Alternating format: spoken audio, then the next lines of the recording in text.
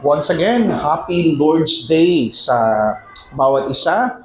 No, this is the day that we always long na mangyari every weekdays, no? Lahat tayo naglo-look forward sa araw na ito, araw na tayo makapagpahinga, araw kung saan yung attention natin maging undivided, na mag-dedicate natin yung attention natin sa Diyos para siya ay sambahin, pakinggan ng kanyang salita, at upang tayo'y mamuhay sa kanyang biyaya, no? At ngayon, mga kapatid, no, kung na-notice ninyo, pinag-aralan natin for a couple of Sundays, no, sa ating Bible class, we studied about the attributes of God, or itong tinatawag na katangian ng Diyos. Maybe some of you ay magtaka, no? Bakit kailangan nating aralin itong mga katangian ng Diyos, mga kapatid, no? Ang rason po dito is inaaral natin, sinusubukan nating aralin itong mga katangian ng Diyos para makita natin as to how infinitely higher God is compared to us. Na yung kanyang kadakilaan ay sobrang taas, no?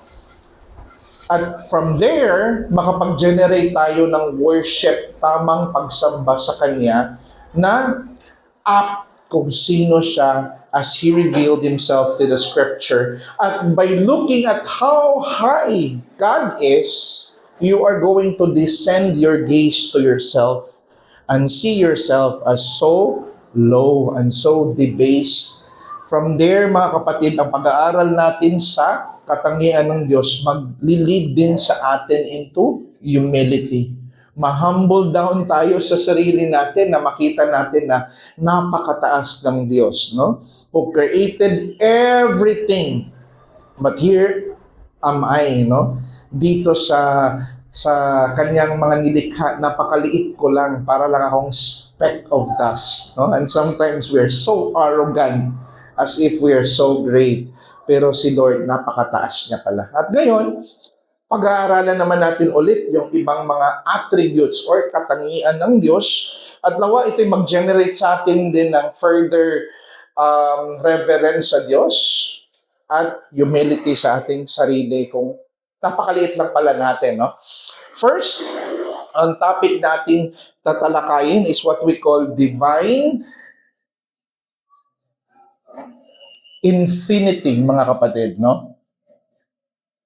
At this will be the part 1 sa attribute na ito, okay? Itong attributes na ito or katangian ng Diyos, meron itong tatlong lecture na gagawin natin, mga kapatid, no? So, first and foremost, as a preliminary, sinasabi dito ng Biblia, no, na sa Matthew 5:48, your Father who is in heaven is perfect.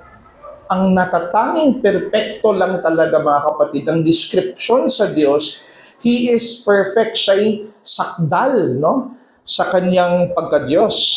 Now, dahil ang Diyos ay sakdal, no? Ang kasakdalan ng Diyos or yung tinatawag natin na divine perfection, ito'y nangangahulugan, mga kapatid, na ang lahat ng nasa Diyos, so everything that is in God, or maging ang kanyang diwa, ang kanyang pagka-Diyos mismo, ito'y ganap, walang hanggan or walang hangganan, infinite, boundless. Sa makatuwid, ang Diyos ay infinite o walang hangganan. So since God is, kung meron kasing boundary ang Diyos, meron siyang limitasyon, no? Ang Diyos, ibig sabihin, hindi siya perfect. Pero dahil perfect ang Diyos, it follows that He is infinite. Because only when a being is infinite, He becomes perfect. No? So, first, titingnan natin, ano ba ang kahulugan nitong divine infinity?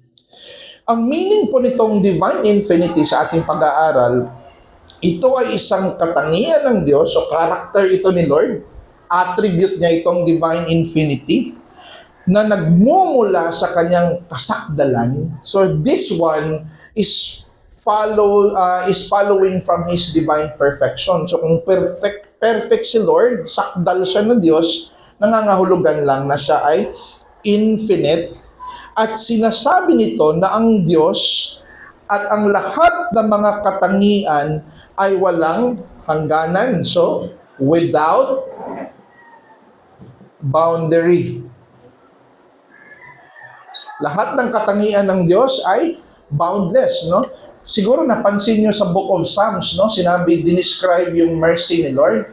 As far as the east is from the west, ganun daw yung mercy ni Lord, no? Meaning to say, His mercy is boundless, His love is boundless, His wrath is boundless. Wala po siyang boundary, no?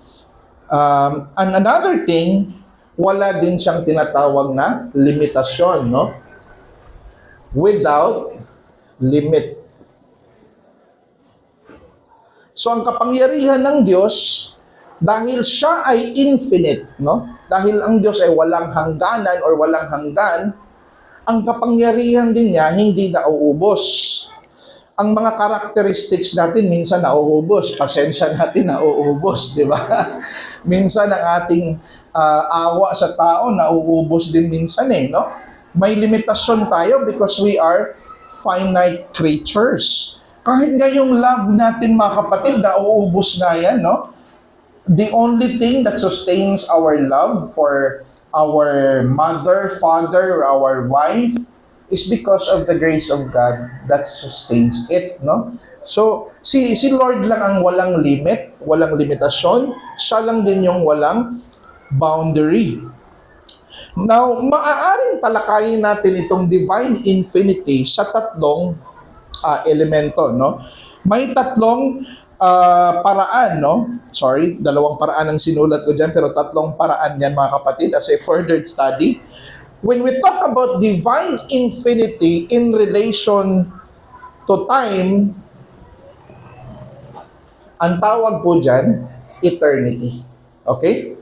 Pag sinabi natin infinity, kung kaugnay nito sa oras, that's why God is called eternal. Or meron siyang eternity na separate sa ibang mga creatures na may walang hanggan. Kasi yung eternity ang pagiging eternal natin mga kapatid, may pinagmula, may sinimbag, may beginning tayo or may starting point tayo. Pinanganak ka ngayon, tapos let's say ikaw ay ligtas, walang hanggan yung future mo, right? Endless progress yung future mo. Pero ikaw as a being, may simula ka. Yan yung kaibahan ng eternity ng tao, no? Ang sa Diyos, walang simula, wala din siyang katapusan. So, siya lang ang natatanging eternal na merong ganong characteristics. Lahat ng mga anghel o iba pa, meron silang simula, no?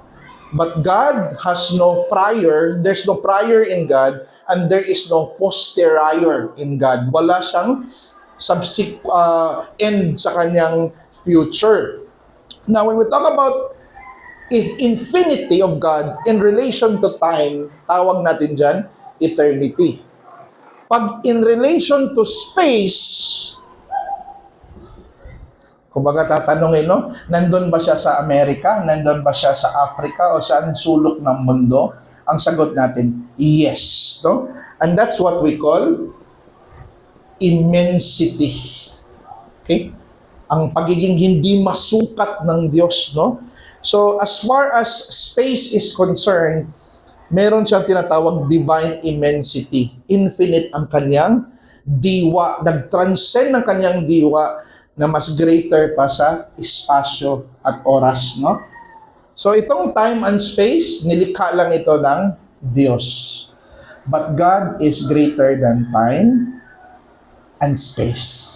Kaya ang tanong ni Solomon, no, sa Kings, Lord, the heaven of heavens could not contain thee.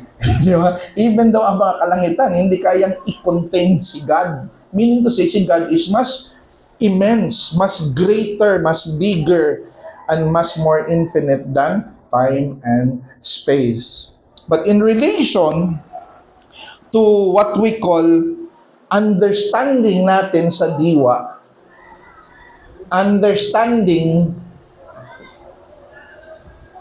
kung ilalapat natin yung infinity to our understanding sa kanyang pagka-Diyos, tinatawag natin itong incomprehensibility. Kumbaga, hindi mo siya ma-comprehend ang Diyos. So, nakikita natin niya, ang divine infinity ay tatlo siya na may tatlong elemento. In relation to time, eternity. In relation to space, immensity. In relation to understanding, we call it incomprehensibility. Pero ang unang tatalakayin po natin, mga kapatid, is what we call itong divine infinity in relation to time, no? Yan po yung unang lecture natin na gagawin dito sa attribute of God. Now, ang ibig po sabihin ng eternity, makikita po natin dito sa 1 Timothy 1:17, God is described as the King immortal, no? Or the King of ages. 1 Timothy 1:17, sa haring walang hanggan, walang kamatayan, di nakikita, tanging Diyos, ang karangalan at kaluwalhatian magpakailan paman. So, itong eternity, no? When we talk about God being eternal, ito yung katangian o attribute ng Diyos na tumutukoy sa pagiging higit ng Diyos. How God is different from man or other creatures with respect to time. Okay? So, sabi dito mga kapatid sa ating notes, sa pagiging higit ng Diyos sa karaniwang nilalang, kung saan siya ay umiiral na hindi nakatali sa limitasyon ng oras. So tayo as creatures, we are time-bound creatures, no?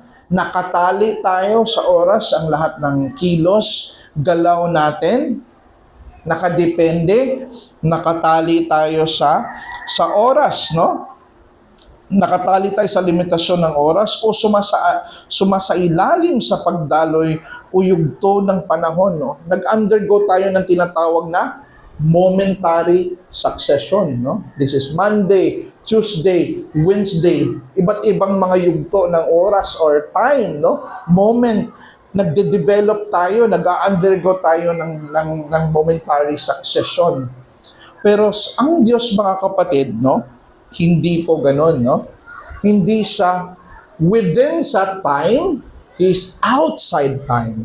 Ang time is under sa Diyos. Hindi yung Diyos is nasa loob ng panahon at ang oras, no? The attribute of God whereby He is exalted above all limitations of time, all succession of time, and in a single indivisible present possesses the content of His life perfectly, as such is the cause of time. So, ang Diyos, mga kapatid, sa Diyos, wala siyang tinatawag na past, present, and future. Okay? Yung oras kung saan tayo nakadepende, tatlong elemento alam natin, no? Meron siyang tinatawag na past, yung mga bagay na nangyari na, right? Merong tinatawag na present, yung bagay na kasalukuyang nangyayari, right? Meron din tinatawag na future, or mga bagay na mangyayari pa sa hinaharap, no? Now, itong time, sa sinasabi ko, this is a creature of God. This is a thing that is created by God. Ang panahon, ang oras ay nilikha, kaya hindi ito maaaring katumbas ng kawalang hanggan ng Diyos. So the time cannot be equivalent to God's eternity. Hindi sila equal, no? Kasi sa Diyos, wala siyang past, present, and future. Everything in God is an eternal now. Imagine mo yun, mga kapatid, no? Lahat ng nasa Diyos, eternal, perfectly eternal now. Kaya always ang definition niya sa sarili niya, I am who I am. It's always in the present, no? Ang past sa kanya, it's a perfect present. Ang present sa kanya, perfect present, pati ang future. Yan lahat ng mga bagay na yan ay perfectly kasalukuyan sa Diyos, no? Ganon siya ka iba. Now, sabi ni Herman Bavinck, one who says time says motion, change, measurability, computability, limitation, finiteness, creature. Time is the duration of creaturely existence. So kung ikaw, mga kapatid, if bound ka sa time, it implies na ikaw ay may motion. Na-measure naman natin yung kilos at galaw ng tao, di ba? Kanina yan yung kilos mo, yun yung next mo na ginagawa, na-measure mo siya sa oras, no? Yung pagbabago, it comes with time, right? As time goes by, we can observe changes in the people that we see around us na measure natin because of time. Makukompute natin, malilimitahan natin kasi ang time, mga kapatid, anything that is bound by time is a creature. Okay? But God cannot be bound by time because He is greater than time or He is eternal than time. So, ang eternity, by definition, ano ba tong eternidad, Brother Jess, no? Lilinawin natin. Ang idea kasi natin sa eternity ganito, no? Kung dito past, dito present, dito future, akala natin, dito sa past, yung mga bagay na nangyari, kung i-extend mo yun further and further, walang until ad infinitum, we can say, infinite yon, right? Yan yung infinite aspect ng time. Pag dito naman sa future, pag i-extend mo yung hinaharap without end, sasabihin mo na, yan yung infinite. Diba? May infinite regress sa past, may infinite progress sa future. That's what we think, no? Pero even that idea, mga kapatid, yung infinite na sinasabi ng time, it's only a potential infinity. Time can never reach the infinity that it tries to achieve. Kasi pagdating sa panahon, hindi siya may bukas at bukas pa talaga, mga kapatid. Hindi siya mauubos at hindi nga marireach yung actual infinite. Kasi ang time, creature lang, mga kapatid. Pero the only actual infinite is no other than God Himself.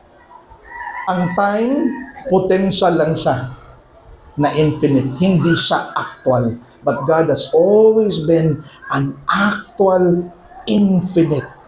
Kaya ang mga Israelites sa Psalms 90, sinasabi nila, you are our dwelling place from generation to generation. Ikaw ang aming bahay na parang refuge, no? Ikaw ang aming sandalan, Lord. Sa iyo kami sumasandal. Sa iyo kami lumalapit sa panahon ng kagipitan. No? If we are uncertain about the future, to you we cling, to you we come, to you we dwell. Kasi ikaw ang Diyos that knows perfectly the past, present, and future. Okay? So, hindi po gano'n, no? Iba ang quality ng eternity. Eternity in God is not an extension of time. Yun yung sinabi natin kanina. Infinite past regress or infinite future regress. Another illustration, no? So, parang ganito pala yung Diyos, no? If this is God, yan yung eternity ng Diyos, merong chasm, merong nagpapahiwalay sa kanyang eternity sa ating experience sa time. Whereas tayo, nandito tayo, no? Past, ito yung realm ng panahon or time, no? Present and future. Okay. Ito yung realm ng time. At itong time na na-experience natin, hindi magkapareho ng quality, hindi magkapareho ng diwa sa eternal realm ng Diyos. Siya'y nananatiling separate and distinct compared to our experience of time, no? So, ang kawalang hanggan ng Diyos, bagamat naiiba, although we are saying na, yes, naiiba itong eternity ng Diyos sa time na ina-experience natin, no? Kaya tinatawag natin siyang transcendent, no? Na hindi siya kapareho natin ng category, no? So, ibig sabihin nito, bagamat naiiba ang diwa nito sa oras or time, ngunit ito'y ganap na naroroon sa bawat sandali ng panahon or immanence. Even if magkaiba ang diwa nitong dalawa, pero itong eternal God is present here, He is present here, and He is present on the things that is yet to come. Sa lahat ng realm or sa lahat ng elemento ng panahon, ang Diyos ay naroroon, mga kapatid, no? So, magbigay tayo ng illustration ito. Let's say, for example, si Juana, siya yung author, no? Siya yung author ng libro, siya yung may akda ng libro. Okay? Pagkatapos, si Juana ay meron siyang story. Let's say yung story niya, yung creation. Okay? At di ba in every story, sa every novel na binabasa mo, meron niyang tinatawag na storyline or timeline, no? May mga panahon din yan doon sa story, right? Pero napapansin natin na ang may akda, labas siya sa oras ng kwento. That book has a particular time on its own, no? Nung January, pumunta dito si Shakespeare. Nung February, ganito yung ginawa niya. Di ba may oras yung libro, right? May certain time yung libro. Pero si Juana na siya may akda, na outside siya doon sa story, unaffected siya sa oras na nangyayari doon sa story, right? Hindi siya tumatanda habang umuusad yung kwento. Ngunit siya na may akda ay naroroon siya sa bawat bahagi ng kwento. Aktibo din niyang hinuhubog ang bawat sandali na nangyayari sa loob ng kwento. So you see here that there is a being that is outside of the story of the book, unaffected by the movement of time, pero aktibo siya sa lahat ng mga pangyayari na nandoon sa libro. So in the same way, mga kapatid, ganun po yung Diyos. Ganun ang ibig sabihin ng eternity. Hindi natin kaya, hindi pwede yung karakter ng libro na lumabas siya doon sa story sa libro at ma-reach niya yung Diyos. Hindi po yun mangyayari kasi mananatili po tayong nilikha, mananatili tayong creature in the story. Although may libro doon si Justin Gardner, mga kapatid, no, na parang nakalabas sa kwento yung character, yung The Sophist World, no? Pero that's just a story. Hindi po yan nangyayari sa totoong buhay, no? Ang creature at ang mga character dito sa storyang ito, hindi tayo kayang lumabas kung saan tayo dinisenyo ng Diyos, no? Ang Diyos lang ang merong eternality na distinct sa atin. So, sabi dito ni K. Scott Oliphant, God with us, He does not exist during one period. So, ang Diyos pala na sinasamba natin, mga kapatid, pag makabasa tayo sa Biblia, that He helped Israel, He listens to the cry of His people, and He never leaves them, huwag po natin sasabihin na, ay, sa Old Testament lang yan eh. Ganon si Lord sa Old Testament eh. No, mga kapatid, no? Huwag nating isipin na ang Diyos ay natatali sa certain historical situation na nandun lang sa Old Testament. That God that is present in the Old Testament is the same God who is perfectly present in all histories, mga kapatid, no? Kaya, if you see na may mga comforting na mga bagay na ginawa ang Diyos doon sa lumang tipan or in the Old Testament, magkakaroon ka ng comfort doon. Kasi itong Diyos dito sa one generation is the same God or everlasting God in all generations. Yan po yung comfort na kayang ibigay. So from now on, magbabasa na po tayo ng Old Testament, no? How God reveals Himself, how kind He is to the people in the Old Testament.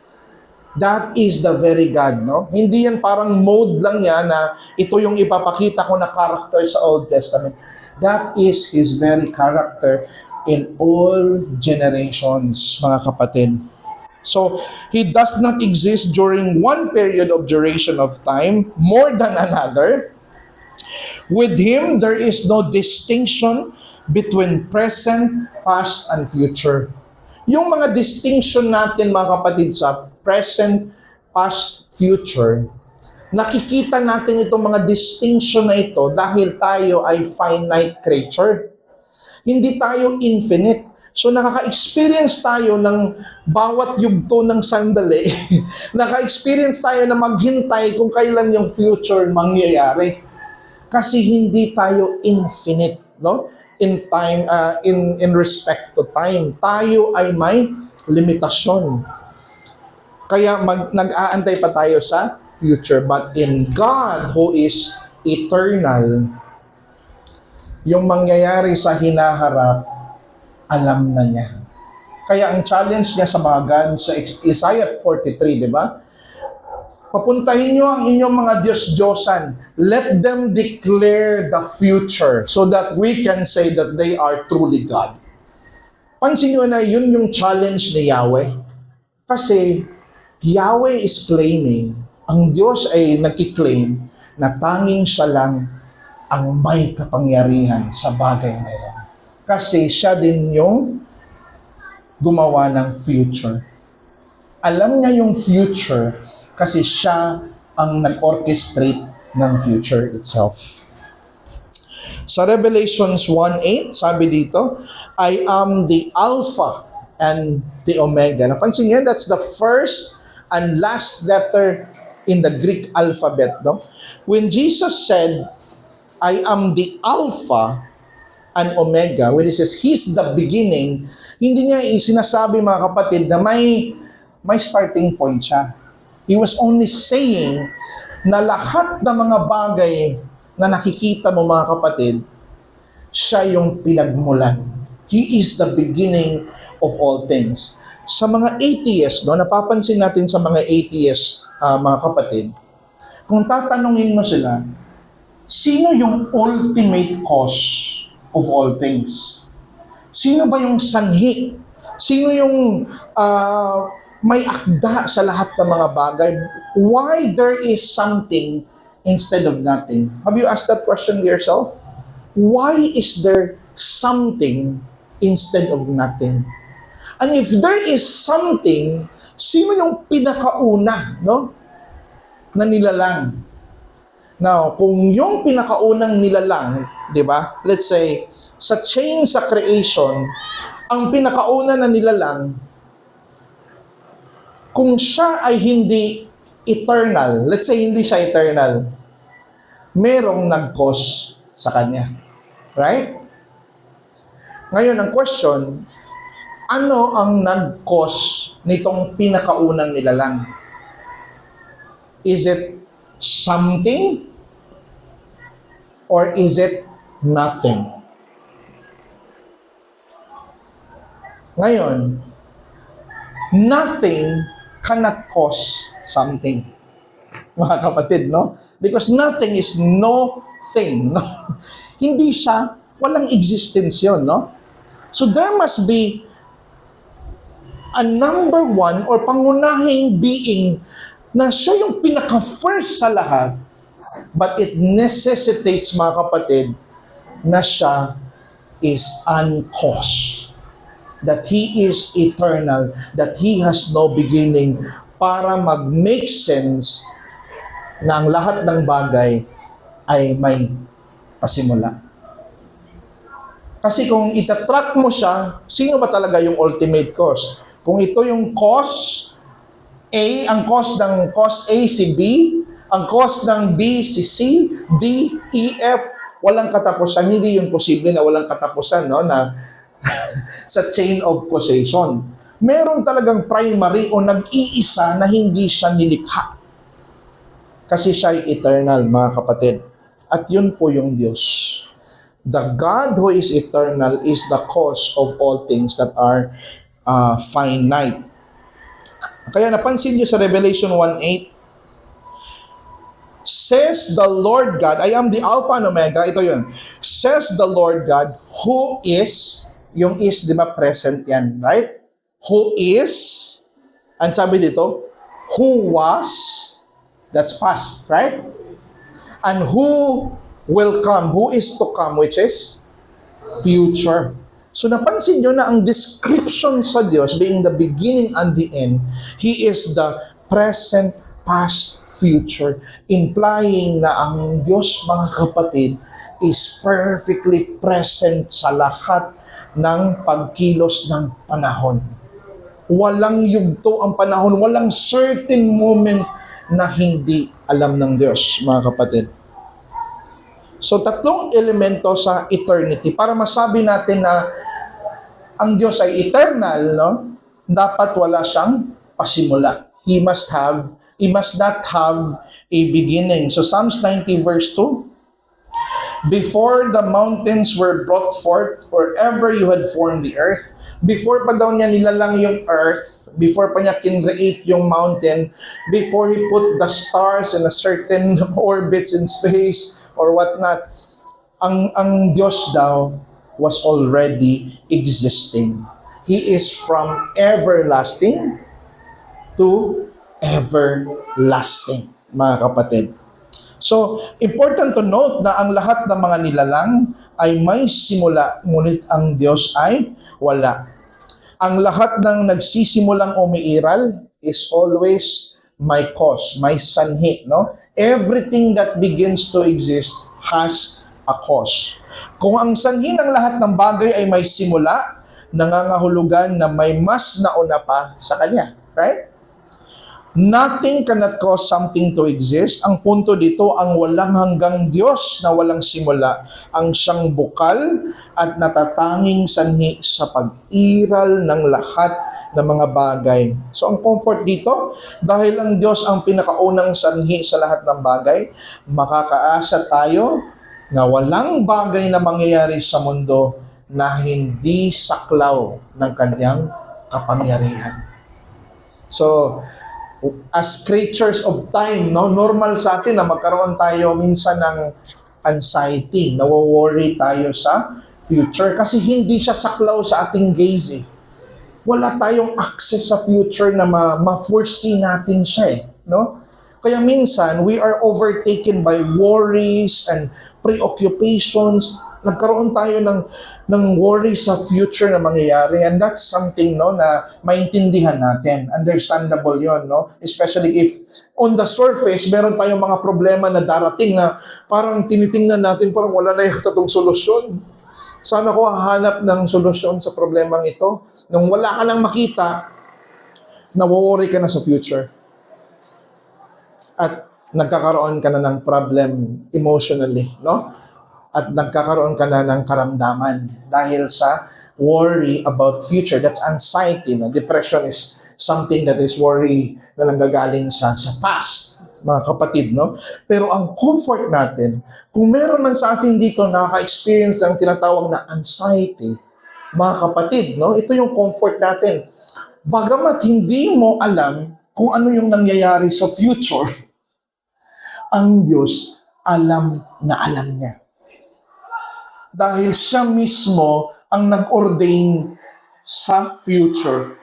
At sinabi dito, all things work together for good to those who love God. So, if you are this person, if na-experience mo to, on the surface, makikita mo parang nawawalan ka ng pag-asa, but magtiwala ka sa kanyang pangako. Siya na may hawak ng bukas, mga kapatid, at lumikha ng bukas, na ito ay magre-resulta sa mas ikabubuti mo. Sometimes we think that we know what is the best for our lives, no? Iniisip natin minsan na alam natin kung ano yung good para sa buhay natin. Pero mga kapatid, there is a perfect being who knows better than you about what is good for your life. And He has already arranged the future na magiging good para sa iyo, no? Napaka-comforting no na katotohanan. Number 2, kung ang Diyos ay eternal, ibig sabihin, wala siyang succession of moments. Sabi dito sa James 1:17, ang Ama ng mga ilaw, the Father of lights, na walang pagbabago, ni anino man ng pag-iiba. So even a shadow of turning, hindi yun proper sa Diyos, mga kapatid, no? So if that's the case, then God is not subject to a succession of moments. Hindi siya nag-undergo, hindi siya nagde-develop, hindi siya dumadaan sa pag-agos ng panahon, no? Hindi po ganon, mga kapatid. Sabi dito, succession of moments require change from one phase to another. Di ba kung merong succession of moments, nagsisimula ka sa point A, ano ngayong araw na Sunday? Next day is Lunes, right? So you're moving to phase B, right? So you move from A to B. So nag-a-undergo ka din ng certain change. But God doesn't have that, mga kapatid. Tayo lang ang may ganon na tao. So ang walang hanggang Diyos, hindi dumaraan sa pagbabago o pag-unlad mula sa isang sandali patungo sa susunod. So Francis Turretin, sabi niya, now that which is without beginning, siya na walang pasimula, wala din daw siyang succession. Because succession depends on beginning and implies order according to former and latter. So, kung ang Diyos may succession, nag-imply na meron siyang beginning, no? At meron siyang order from A to B. Ang Diyos wala pong ganon, mga kapatid. Dahil ang Diyos, sabi dito, He is also without end. Ang Diyos din ay wala siyang katapusan.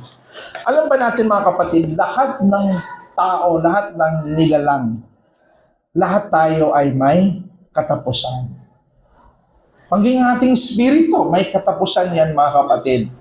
Pero the reason kung bakit hindi siya matatapos, no? Kung bakit eternal sa punishment, eternal din sa life ang mga believer, because they are sustained by God Himself. Yan po yung reason. Sabi dito sa Psalms 102:26-27, they will perish. Mamamatay sila, no? But you will remain. Ikaw ay mananatili. Ang Diyos ay mananatili, no? They will all wear out like a garment. Sila ay mabubulok, no? Ang lahat ng mga nilalang sa mundo at sa ibang dimension. They will all wear out like a garment. You will change them like a robe, and they will pass away. But you are the same, and your years have no end. So from here we see that the eternal God is not only without beginning, without succession of moments, but He is also without end, mga kapatid, ang Diyos, no? Ang Diyos ang natatang nilalang na walang katapusan. Ang ating pagiging walang katapusan, tandaan natin, derivative lang yon sa pagiging walang katapusan ng Diyos. We are only sustained to have no end. But left on our own, if the creatures left on their own, they're all going to perish because they are not eternal. God is eternal. Ang point dito, ang pagtatamasa ng mga nilikha sa buhay na walang hanggan ay dahil lamang ito'y pinagkaloob ng Diyos sa Kanya at hindi ito likas sa Kanyang kakanyahan. So, nakita natin mga kapatid, no, how different, how other God is compared to us. No? Minsan siguro naiisip natin, no, grabe, parang di ko maarok ang Diyos na meron palang nilalang na ganito ka-different sa akin. Because we tend to think, and our cultures tend to think that we are the best. Na ang humanity, parang sila yung sa lahat ng mga nilalang sa mundo, no? Sila yung absolute best of everything. But then again, we are confronted here in the scriptures. But wait, no? Don't you ever think of yourself so high because there is someone who is higher, infinitely higher than you with respect to time, and that is God. And that is the one whom you're going to serve. But this is how amazing it is. Although ang Diyos, no, nakikita natin, may chasm, right? That prevents us from having fellowship with the eternal. Impossible ito na aakyat ang creature at i-break niya itong chasm na ito para makapunta siya doon sa eternity. But this is what God did. Ang Ebanghelyo, mga kapatid, nagsasabi sa atin that this eternal God steps down in the realm of time. And how He did so? He incarnated. He took flesh, mga kapatid. Nagkatawang tao siya, naging finite ang Diyos, no? Nagiging time-bound si Kristo. And that's why he's 33 years old, right, when He died. Naging bound siya sa oras. And this is how amazing the gospel is. Kasi hindi ito pwedeng makontemplate ng kahit kanino. It's unthinkable sa utak ng mga anghel, mga kapatid, na itong eternal ng Diyos bababa, no? Kasi yung mga God na mga philosophers, hindi pwede itong bababa, itong nasa eternal realm, mga kapatid. Susubok at susubok ang tao sa pag-akyat, pero hindi niya ma-reach yun. Not unless the eternal God will come down in the human realm. And only the God of Christianity ang gumawa ng ganitong miracles, mga kapatid. The highest of high, the most infinite being, bababa para sa iyo. Eh si David, ang sabi? Oh Lord, when I look at the work of your hands, the heaven, the stars, the earth, the planets, napakalawak. Pero ano sabi niya? He descends to look at himself. And I said to myself, what is man that you are mindful of him? Napakaliit lang ng tao. If you're going to survey the multi-galaxies, siguro na madiscovery pa ng mga scientists, ang dami. Ang dami mga multiverses pa siguro, hindi natin alam na possible pa nilang madiscover at makita nila gaano kalawak ang creation ng Diyos. But come to think of it, sa lawak ng kanyang nilikha, He comes to you to save you, mga kapatid. At sabi dito sa John 1:14, at naging tao ang salita. In John 1:1, ang unang sabi, itong word na ito, sinabi, in the beginning was the Word, and the Word was with God, and the Word was God. Ito ng word na ito, kasama sa eternity realm ang Ama. He is enjoying before any creation that was made, no? He's enjoying eternally, perfectly happy with God doon sa eternal realm, John 1:1. But all of a sudden, this word, and the Word was made flesh and dwelt among us, no? Sa Greek, He tabernacled. Para siyang nagtabernakulo dito sa atin, mga kapatid, to dwell with His people. Jesus, the eternal Son of God, came closer to us by stepping into time and incarnated to demonstrate to us the great and perfect love of God. Yan po ang napaka-marvelous na gospel na tinuturo sa Biblia. And Jesus, He did not only come for us, He will make us participate doon sa eternal glory with Him. Dadalhin pa tayo ng Diyos. He came to earth, but is going to bring us to experience eternity on a creaturely level. Kaya ang sabi dito sa John 17:24, ito yung nais ni Kristo. Ito yung gusto niya. Ama, nais kong ang mga binigay mo sa akin, the believers, ibinigay, iniregalo ng Ama sa kanyang anak, ay makasama ko kung saan ako naroroon. Jesus wants fellowship. As much as we come here in the Lord's Day, because we want to have fellowship with Christ, Jesus also wants to have fellowship with us. Pero saan kaya ito, mga kapatid, no? Upang makita nila ang kaluwalhatiang ibinigay mo sa akin, sapagkat ako'y iyong minahal bago pa natatag ang sanlibutan. Ano sabi? Para makita nila ang kaluwalhatian. So doon po ito sa glory.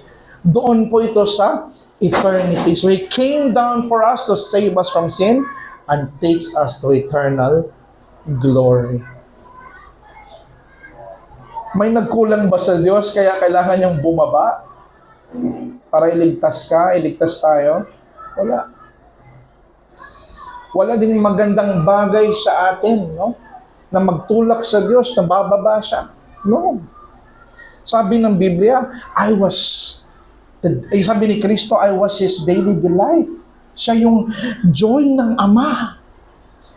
Satisfied sila. Si Christ is happy with His Father from eternity. And in fact, the Father says, this is my Son in whom I am well pleased. No one pleases God. Sapat na sapat si Kristo at ang kanilang relasyon sa Trinidad sa eternity. Di mo pwedeng dagdagan, di mo pwedeng mabawasan yung kaligayahan ng Diyos. Pero imagine mo, pumunta pa din siya sa'yo sa makasalanan. No? Imagine mo, bumaba siya dito, mga kapatid, kasi mahal niya ang mga tao na nagsisisi sa kanilang kasalanan. Kaya tayo, tinatawagan tayo ng Diyos, no? Na He already come. Hindi mo na kailangang umakyat doon sa kalangitan na gumawa ka ng ladder kagaya ng time sa Book of Genesis 11 na aakyatin mo yung langit, no? Naglagay na siya ng ladder from the top to the bottom. Nakita yun ni Jacob, mga kapatid. Siya na mismo yung bumaba para sa atin. Kaya lumapit tayo sa eternal na Diyos upang magarantiyan natin na tayo ay mag-i-enjoy eternally in heaven and not eternally in hell, brothers and sisters. Ang conclusion, dahil ang Diyos ay walang hanggan, ito'y nangangahulugan na kailanman hindi siya magbabago sa hinaharap. Who He is in the past, who He is in the present, who He was in the past, and He will be in the future will always and always the same. When you meet people might change, your boss might change, friends may change, everything may change. Jesus does not. He is the same. Yesterday, today, and forever. The perfectly eternal present God, mga kapatid.